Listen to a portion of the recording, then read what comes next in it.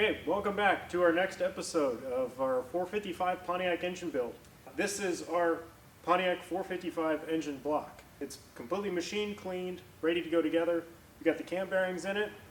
We decked the block, punched the cylinders out 20 thousandths over stock, finish honed. This thing is ready to go.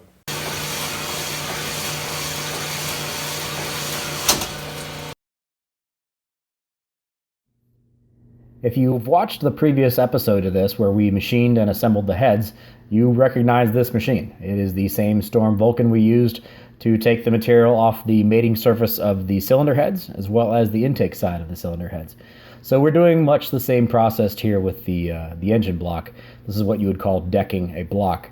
So it not only resurfaces the block in order to get a smooth, clean mating surface for the head gasket, but it also allows us to get to exactly the number we want on our compression.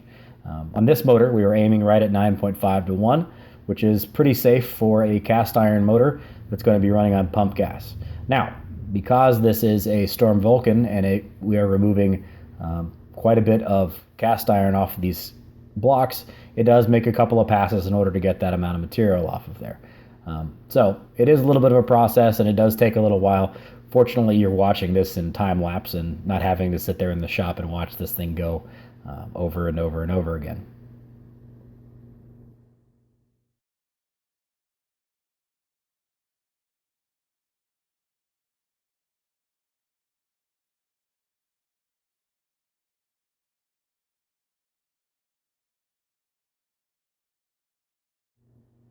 Once we verify that our block surface is completely flat and true, we move on to gapping piston rings.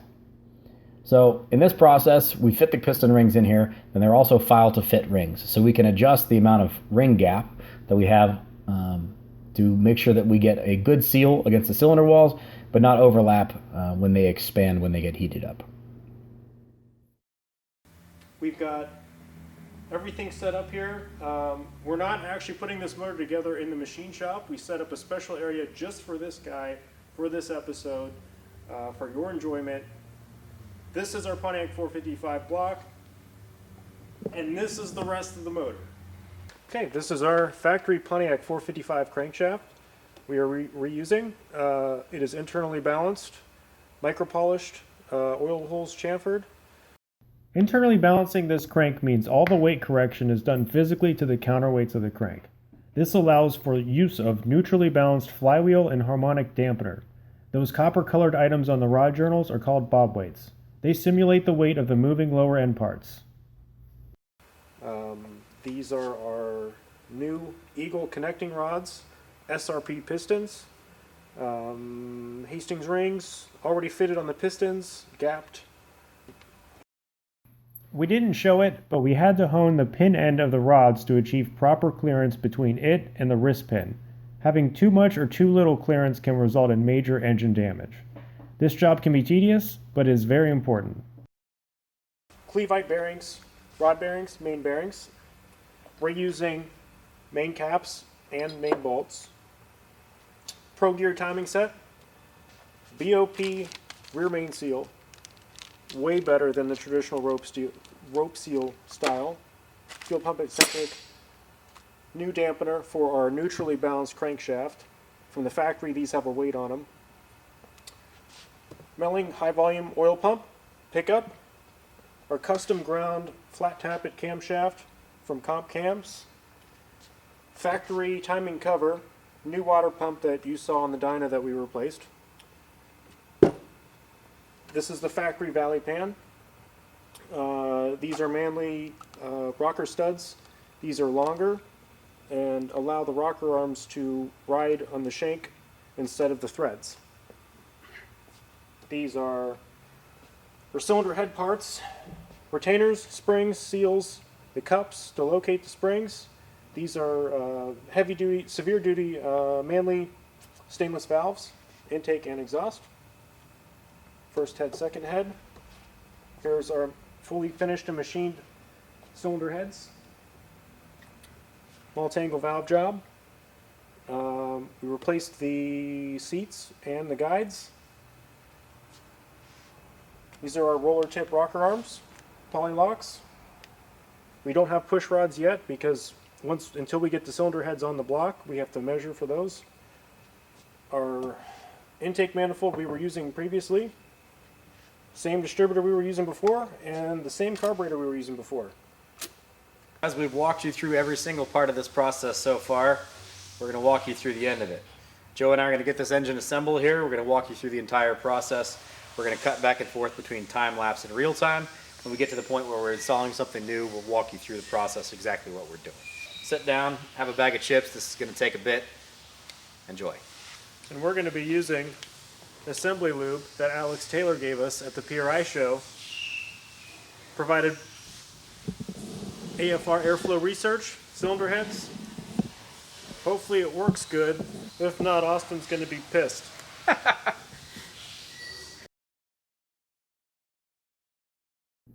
One of the first steps in installing the crankshaft in any two-piece rear main seal motor is installing the rear main seal. As it is in two pieces, the top half needs to be installed in the block before setting the crankshaft in place. The second half is installed in the number 5 main cap. This is why I snugged down number 5 first. There's a specific way to orient both halves, but I won't get into that right now. The main bearings are labeled upper and lower. The upper bearings go in the main webs of the block, the lowers go in the main caps. We've already verified our main and rod bearing clearances. So after torquing the main bolts, the crank should spin nice and smooth. After knocking the crank back and forth a few times to allow the thrust bearing to align itself, we can measure the end play.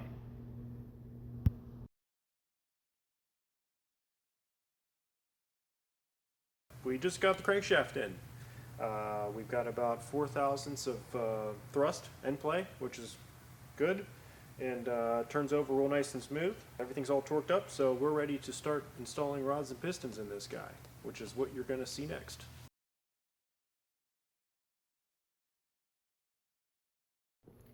One thing I failed to mention when assembling the rods and pistons is the rod orientation to the piston. Basically, if you make an error during that step, one of two things will happen. 1. You will install a piston in backwards. Yes, they only go one way. This is because there are valve relief pockets machined into the pistons to ensure there is no piston-to-valve interference. In some cases, there are offset wrist pins that must go one way. And 2. If you don't install the piston backwards, the connecting rod will be backwards. Also very bad. These rods are chamfered on the big end on one side only. This is to avoid interference between the rod bearing and the fillet that is machined into almost every V8 crankshaft. Another critical step in this process is making sure you have compressed the piston rings appropriately.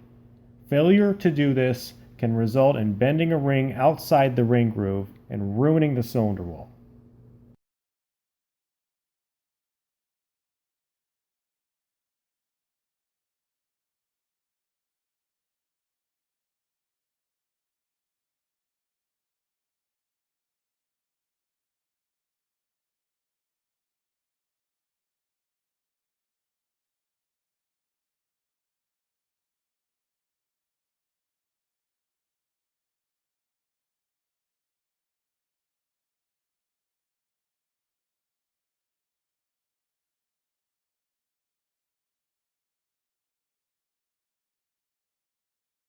We've got the rotating assembly in our Pontiac block, so that means at this point in time we have the basic short block complete. Turns over real nice.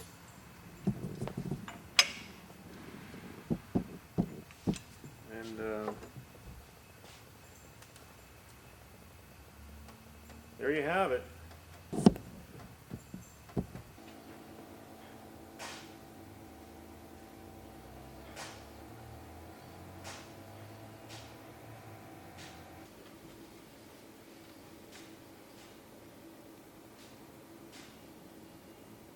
We just checked our deck height when the motor is at top dead center, meaning when number 1 piston is up as far as it will possibly go. We measured how far down in the hole, like we like to call it, it is, meaning from the surface of the deck where the head gasket will go to the top of the piston. right about 14 thousandths, 15 thousandths, which is exactly what we were shooting for when we were decking the block. We are now ready to install our custom ground comp cams camshaft into this motor. We're going to slide that guy in here, and then we are going to degree it using our degree wheel, which you will see here shortly. The cam install is an extremely important part of any engine build. We'll explain that later. But right now, let's cue the engine building music.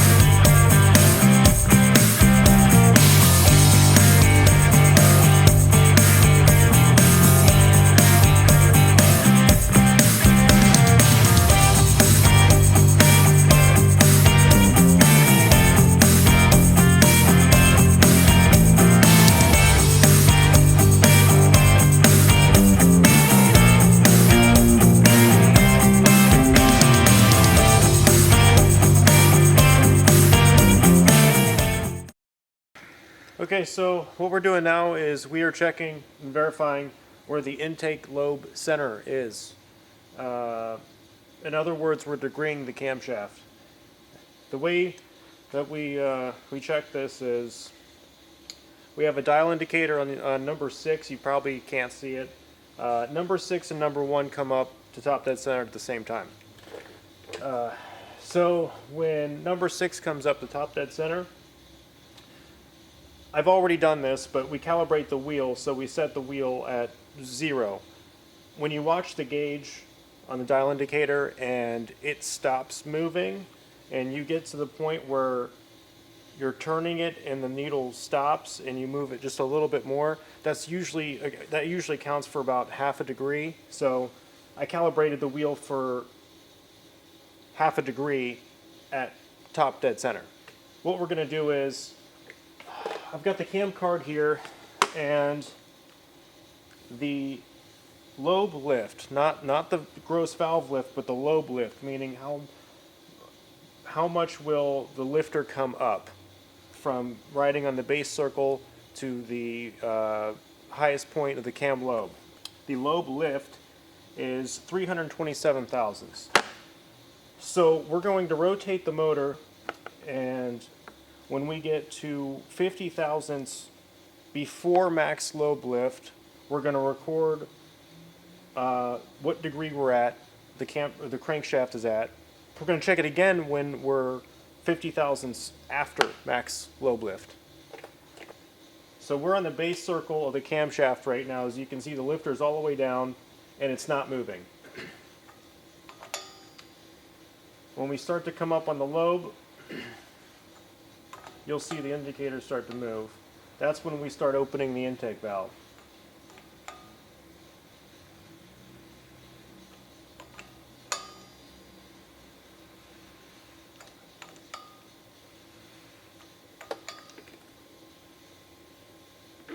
Okay. Coming up, that was 50 thousandths, 100, 200, 250, 60, 70, 2, 3, 5, 6, 7. 277 thousandths. The lifter has come up. 50 before max. We've got 69 degrees. I've already wrote this down. So 69 degrees. Now we're going to go 50 thousandths past max, which is, again, 277. So you'll see it come up to 327, and then it'll start to go back. So 327. Now that's max lift. Intake valve all the way open. We're coming back now. Intake valve is closing. 80, 79, 78, 77. 155 and a half. 155 and a half plus 69, 224 and a half, divide that by 2.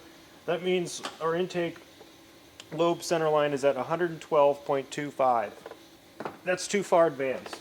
Our cam card tells us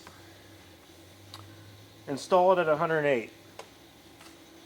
So what that means, what we have to do now is we've got to pull this whole apparatus apart again and take the gear off, and then we have to move the gear on the keyway of the crankshaft and reinstall the timing set, and then we're going to check this again. So that's what we're going to do now. This is our key. This is 0.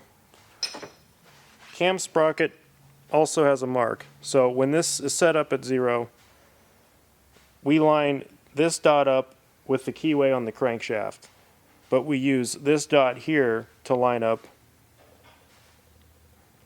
with the gear. So we're at what? 112 and a quarter. We need to advance this 4 degrees. So these are all marked 2A, 4A, 6A, advance, 2R, 4R, 6R, retard. We're going to install this at 4 advance on the keyway, and we use the 4A here to line up with our cam gear. Now that the cam is installed and the timing set is set correctly, let's go back to the engine assembly music.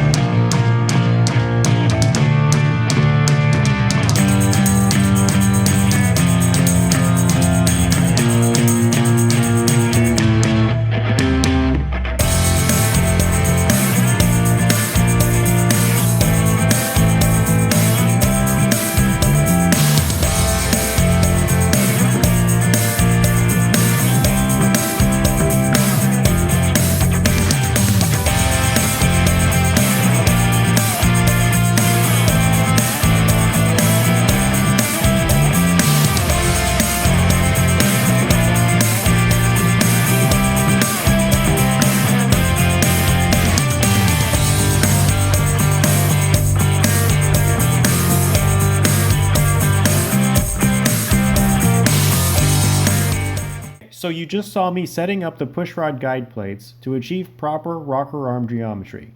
Unfortunately, these adjustments caused the push rods to interfere with the cylinder heads. So I'm grinding away some unneeded material to ensure sufficient clearance.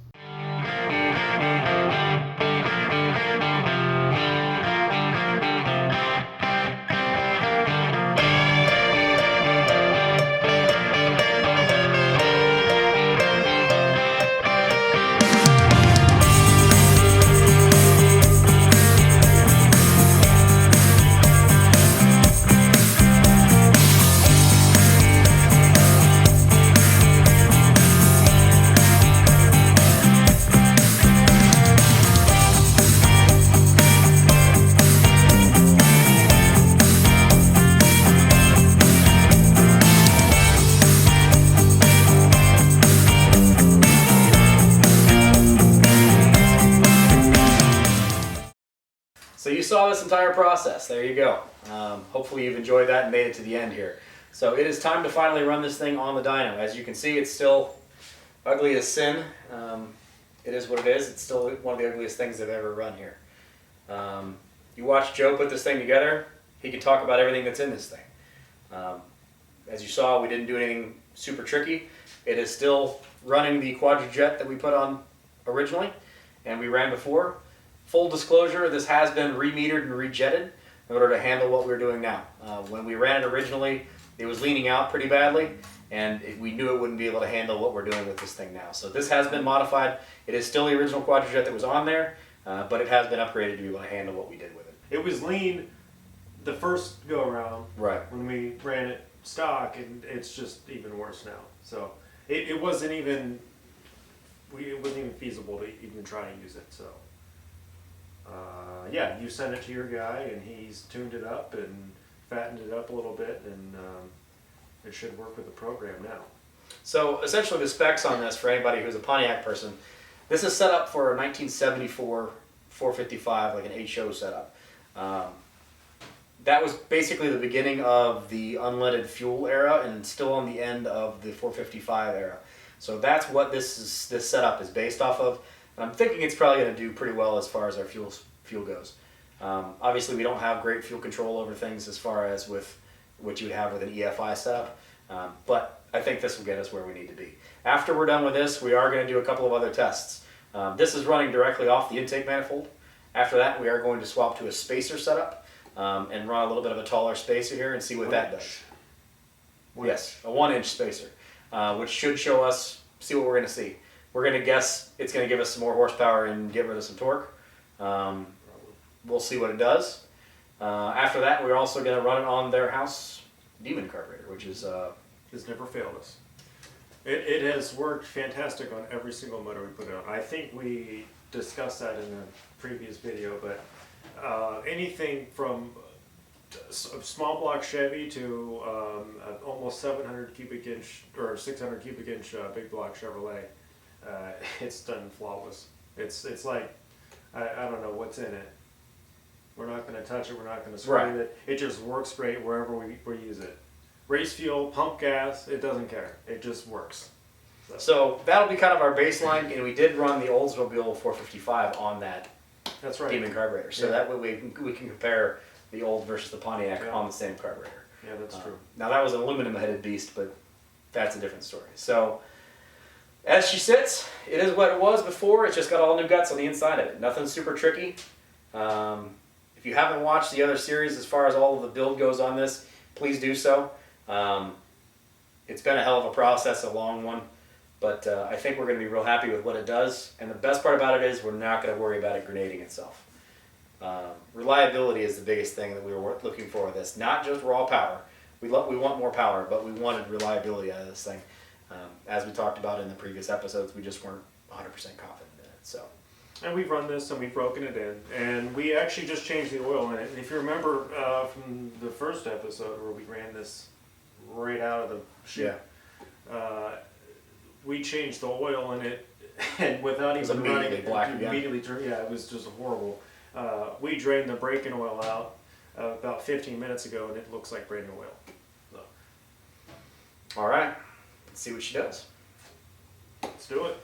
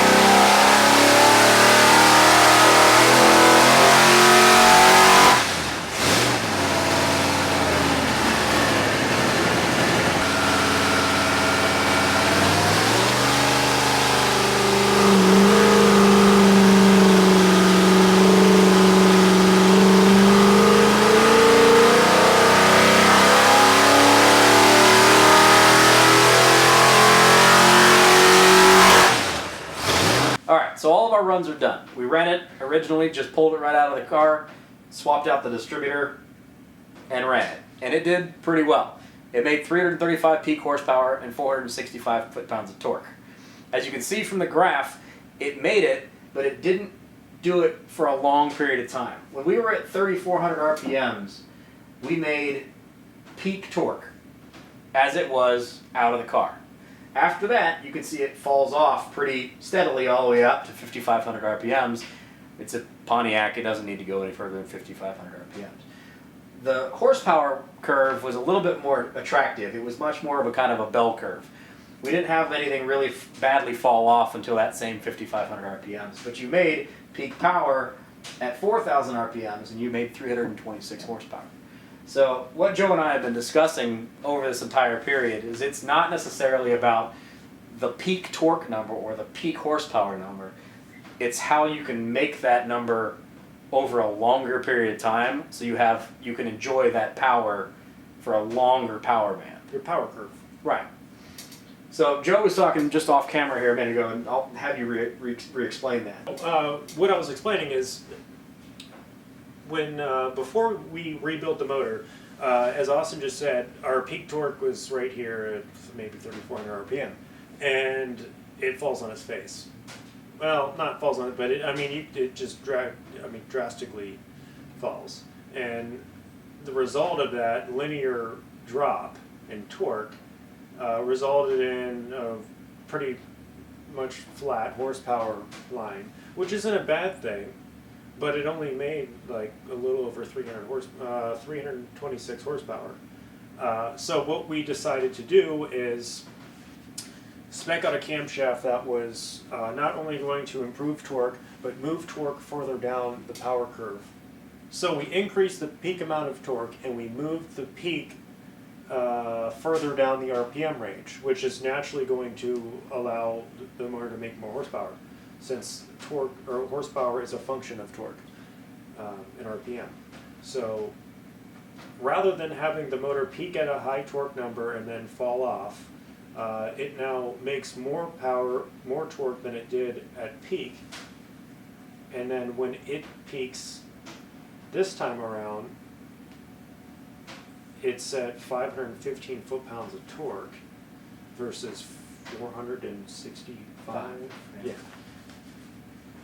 But the best thing about this whole deal is this extremely broad, flat line here. That's something that doesn't come easy, and it takes a lot of engineering and camshafts to get that to happen. And then it slowly, gradually tapers off like every other motor would. But it doesn't fall nearly as quickly as it did before, so therefore we were still making horsepower all the way up to well over 5,000 RPM, and then by 5,500 both start to taper off. We've exceeded what the cylinder heads can do and take. So one of the phrases that I've heard in the hot rod life and in the muscle world is the phrase "time under the curve." So it's not all about, if you look at like a turbo race car, you have this graph where it's just, RPM and a couple of horsepower, a couple of foot-pounds of torque, and then it just ramps up like crazy, and you make crazy horsepower and crazy foot-pounds of torque for like 1,000 RPMs, right? But everything below that, Isn't usable. Right, it's 11 to 100 RPMs until 5,000 RPMs until that turbo comes in. You're a dog. You've got nothing. But once that turbo spools back up, you're starting to make power, but that RPM range is such a small RPM range. Well, what was done with this, which you've seen this entire process, there's no trickery going on here. There's nothing that's crazy that's going on here. This is just a proper modern rebuild of that Pontiac 455. What we've done is we not only moved that torque curve up, but if you see how much distance is under this line, you have more power sooner and for longer than you had on this entire car before. I mean, it made that peak torque, it made 465 foot-pounds of torque, but it made it for like 200 RPMs.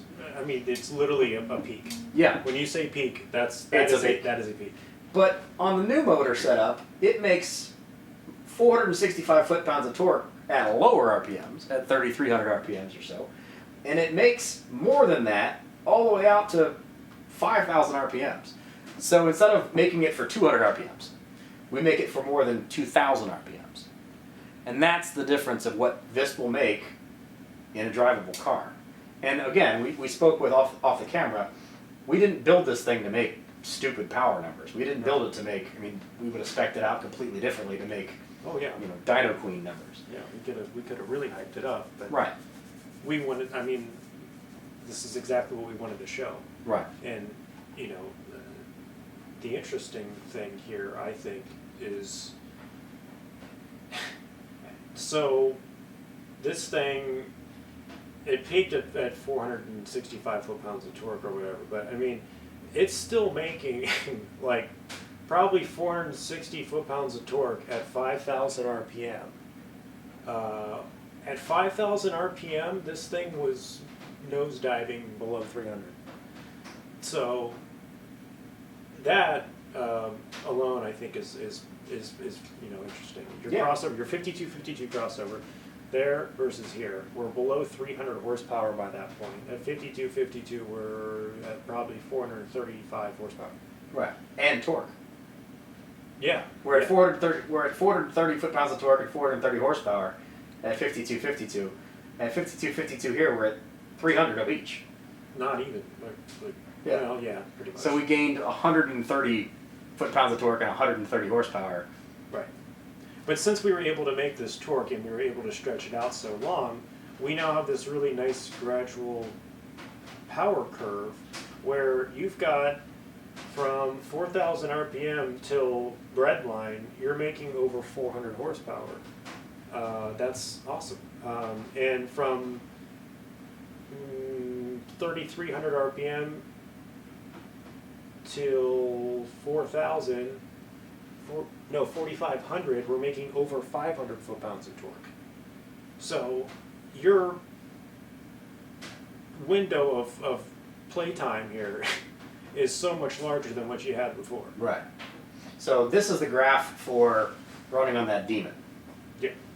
So on the Demon carburetor, which is their house carburetor that's got God only knows what's in it. Some kind of witchcraft going on inside of it. Right, so it runs on Black Magic. It's run on, you've heard us talk about it, it runs on everything.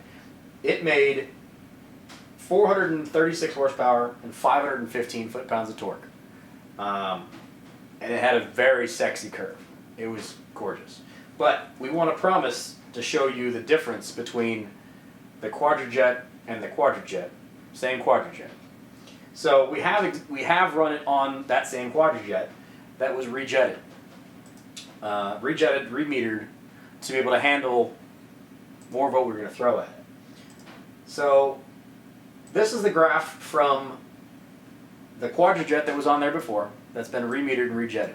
Now, this is just literally out of the box, plug it back on the car, and rip on it. There's been no tuning whatsoever done on this carb.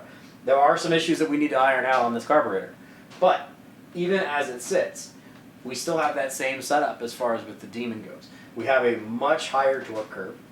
We have a much longer torque curve. And it still made way more power than it made before. It made, 90 horsepower almost more than it made before. Yeah. I mean, if you're going to be romping on this thing, you're over 400 horsepower the entire time. So at 2,500 RPMs, we're already well over 400. It's 830. It's 830. It is. It's and a long. We've been working since this is pushing 12 hours. Too long. But the point is, the rebuild made a huge difference. And this is, again, we didn't do anything crazy. We didn't go anywhere nuts. This is with the same 6X heads. It's been massaged a little bit, but nothing totally crazy. We didn't do anything nuts as far as a crazy camshaft goes. It's still running the Quadrajet. It's still running the same intake. It's still running all the same stuff. All the guts have been replaced. You saw Joe build the motor. There's nothing crazy going on here. End of the day, final assumptions, I'm damn happy with it. I probably won't run the Quadrajet.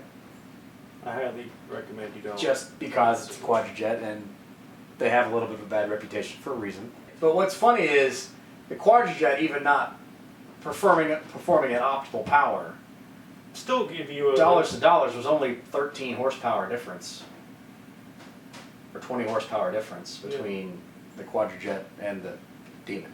Now the Demon, I will give you, is whatever you guys have in that thing just works.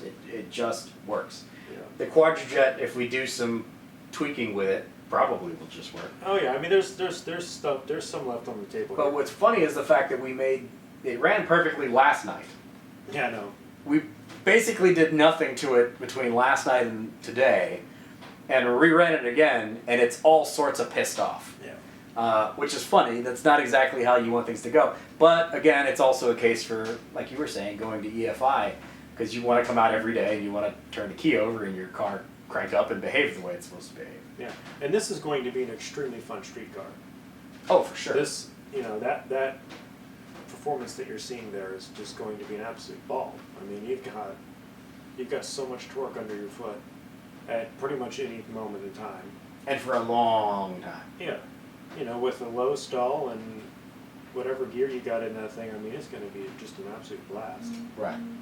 And and it's got a nice idle, I think. It sounds pretty good. Oh, it does. It definitely is very nice. Not going to shake you to death, but it sounds pretty good. No, but you know that it's something more than just Oh yeah.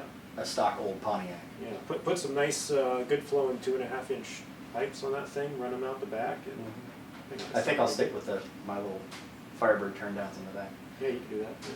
So I guess the next thing we'll do here is run it. Austin has a Holly Sniper EFI setup at his shop, and I don't know why I have to twist his arm so hard for him to put it on this freaking motor.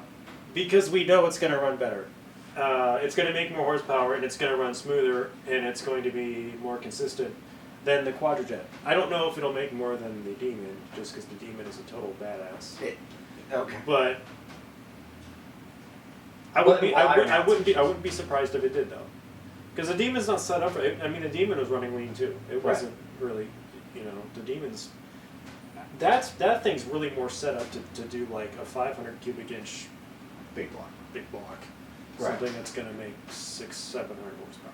Right. We're making way under that. So the nice thing with the EFI system, and fine, we'll do the EFI system, is the Holley EFI system and all of the new modern EFI systems, if you go to Phytech or Edelbrock or Holley or whoever, they're all self-learning systems now. At least they're most of their systems are before you get into the professional stuff. So they actually self-tune off of inputs that they get from the motor. So they're monitoring themselves and figuring out how to run more efficiently and how to make more power and how to make better power and also how to get better fuel economy. Mm-hmm. Carburetors, you set it up and it is what it is. And if you want to adjust they don't right, adapt. it's a hammer. It's not a It's not a scalpel.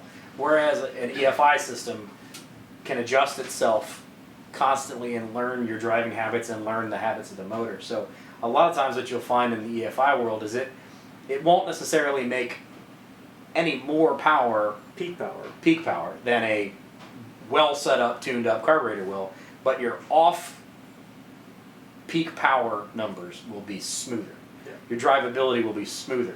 And you also lose the ability of getting in the car and wondering about whether or not it'll start. Yeah, it's going to fire up. It's or not how many pumps does it need? Right, exactly. How, 1.5. Right. What time is it? How warm is it outside? Yeah, exactly. It's going to be kind of cool to run this thing and have all this data active like we do on this console. All right, so there you go. There's our apples to apples comparison of Pontiac 455 versus a Pontiac 455. At the end of the day, I'm very happy with what it did. I really appreciate all the hard work you guys did over here. I'm really excited to get that thing back in the car. And I hope you guys have enjoyed the video and hope you've enjoyed this experience with us. Obviously, this video series is not done. The car is still not put back together again. So the process will continue. Please make sure you subscribe to our channel. We always appreciate new subscribers. Drop us some comments. We love hearing from you guys. And hopefully you've learned a little bit about what's going on with the Pontiac world and what you can really get out of these things without really killing yourself as far as budget-wise and everything else. Now, we did do legitimately basically every service you guys offer. Yeah. We used almost every machine in the building. But we did that for dependability. We want to put thousands of miles on this car. I'm planning on daily driving this car through all of 2019, at least as long as there's not snow on the ground. So that's what I came over here, and that was what I had in mind, was I wanted something that has dependability, not just crazy power, and isn't going to just smoke the tires off. Now, will it smoke a set of tires? Absolutely. But it's going to do it for a long, long time. So hopefully you guys have enjoyed this. Right, and I'm going to spend a bunch of money on tires. So hopefully you've enjoyed the video. Drop us a like. Remember to subscribe. Drop us a comment. This is Joe at Performance Research, and I'm Austin at Lucore. Thanks for watching.